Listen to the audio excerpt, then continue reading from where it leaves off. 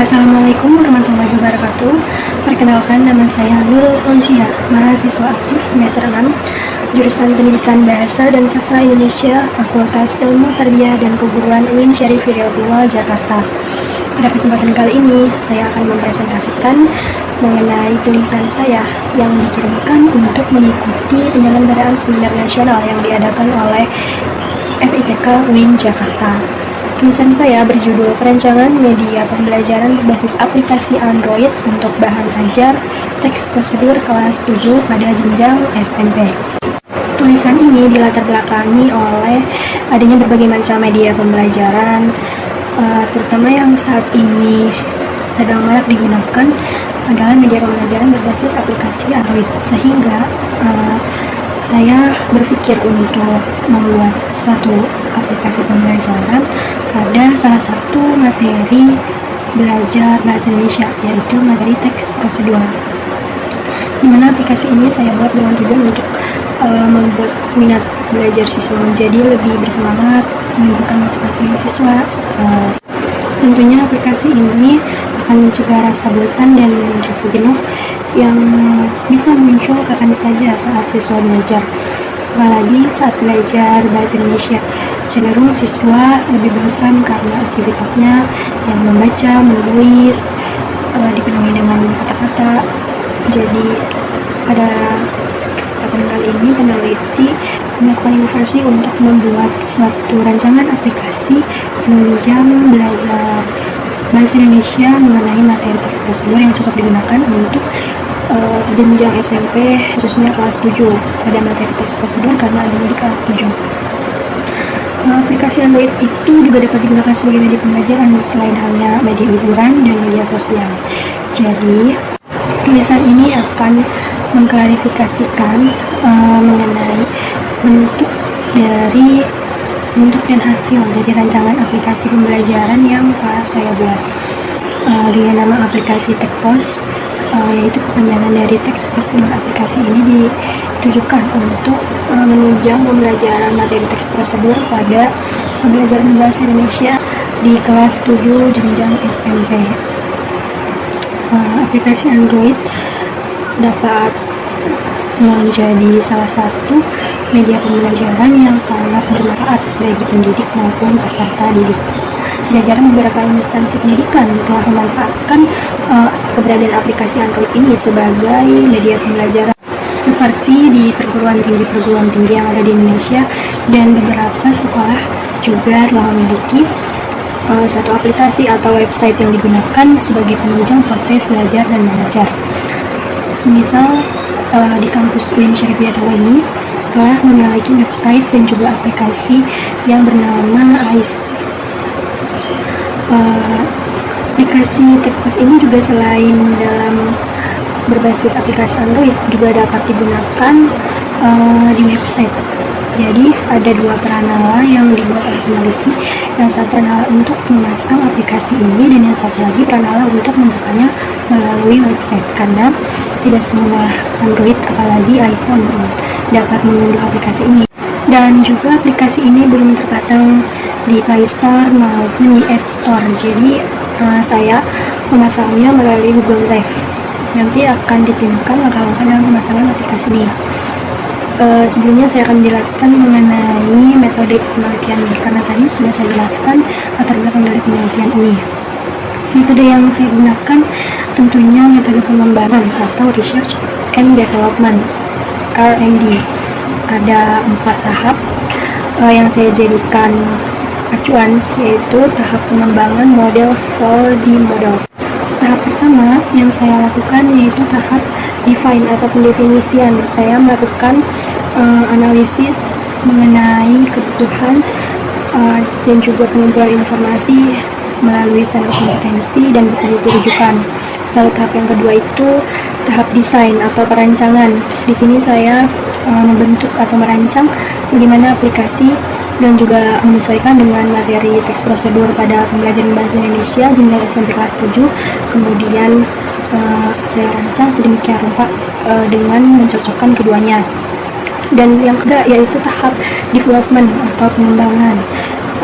Tahap ini saya mulai memproduksi atau membuat aplikasi TechPost ini, tentunya dengan alat-alat penunjang membuat aplikasi. Pada tahap ini saya menyatukan beberapa elemen penting penunjang aplikasi ini, yaitu materi-materi, video, foto, gambar-gambar visual yang berkaitan dengan materi teks prosedur. Tentunya juga bahan-bahan ajar berupa buku rujukan yang saya pakai. Dan juga di dalamnya itu ada link quizzes tersambung melalui aplikasi ini agar saat melakukan latihan mengenai teks prosedur, siswa tidak merasa bosan atau jenuh. Dan yang terakhir, tahap disseminate atau penyebaran aplikasi, di mana saya melakukan uji coba dengan dosen pengampu mata kuliah saya pada semester 3 kemarin, mata kuliah media pembelajaran.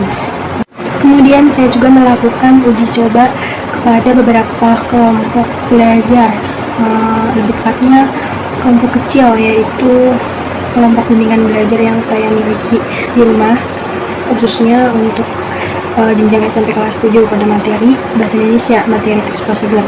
Saya melakukan uji coba kepada beberapa partisipan.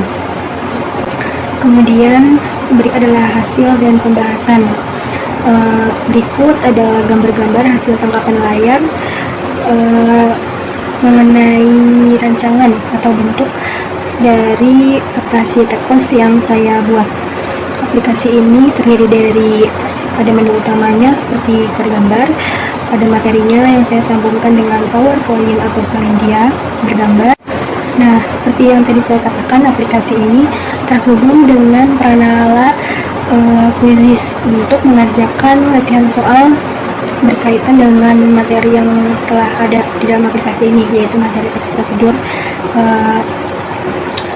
Tujuannya agar itu tadi, karena quizzes ini kan terdapat animasi-animasi, suara, audio visual untuk bisa menghibur siswa juga saat melakukan pengerjaan soal. Jadi tidak merasa hening, tidak merasa bosan atau jenuh saat melakukan latihan soal seperti itu. Apalagi siswa kelas 7 SMP ini kan cenderung masih bisa dibilang anak-anak. Selanjutnya, yang paling penting yaitu tutorial dalam penggunaan aplikasi TechPost ini. Yang pertama, di sini semisal saya berperan sebagai pendidik, saya membagikan Pranala aplikasi TechPost ini kepada peserta didik saya dengan dua Pranala yang telah saya sediakan, yaitu Pranala untuk memasang atau menginstal aplikasi ini dengan sambungan Google Drive, dan juga Pranala untuk membuka websitenya jika tidak memungkinkan Android Anda atau iPhone Anda tidak dapat memasang aplikasi ini, jadi dapat melalui website. Dan yang kedua itu peserta didik memasang aplikasinya di Androidnya atau di iPhone, tapi kayaknya tidak bisa ya, kalau di iPhone belum bisa. Tidak lupa untuk membuka perizinan aplikasi jika menggunakan Android, agar aplikasi ini dapat terpasang dengan mumpuni dalam Android Anda. Kemudian terakhir itu peserta didik dapat menggunakan aplikasi ini secara luasa, tapi hanya dengan mengaktifkan data internet. Jadi jika data internet tidak aktif, aplikasi ini tidak bisa digunakan, karena aplikasi ini juga terhubung dengan website dan quizzes. Kemudian manfaat dari aplikasi TechPost ini yaitu memudahkan pendidik dan peserta didik dalam menyampaikan materi dan memahami materi tentang teks prosedur, dan juga seperti yang beberapa kali saya bilang tadi, menambah minat siswa untuk mempelajari teks prosedur. Dan juga aplikasi ini dapat mencegah kebosanan dan kejenuhan peserta didik dalam mempelajari teks prosedur bahasa Indonesia. Kemudian ada pun kelebihan dan kekurangan yang dimiliki oleh aplikasi TechPost. Kelebihan yang paling utama yaitu kapasitas memorinya yang sedikit, jadi tidak membutuhkan atau tidak menyedot ruang penyimpanan yang cukup banyak. Kemudian penggunaannya yang sangat mudah dan sederhana, hanya dengan mengaktifkan data internet, dan juga penampilannya yang sederhana namun dapat menarik minat siswa. Jadi tidak berlebihan dan juga tidak kurang sederhana. Dan ada kekurangannya yaitu belum dapat diakses atau diunduh melalui Play Store atau App Store dan memerlukan perizinan pada Android.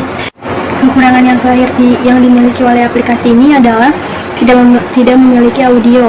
dari bawaan aplikasi ini sendiri. Namun audio itu ada pada kuisis pada saat mengerjakan latihan soal. Sebenarnya ini juga bertujuan untuk membuat siswa lebih fokus saat membaca materi. Jadi nanti ketika mengerjakan soal baru disajikan audio dari kuisis. Namun siswa juga bisa sambil mendengarkan musik saat membuka aplikasi ini jika merasa kurang. Sekian presentasi yang dapat saya sampaikan, kurang lebihnya mohon maaf. Kekurangan pasti banyak dari diri saya, kelebihan itu hanya milik pencipta saya. Wassalamualaikum warahmatullahi wabarakatuh.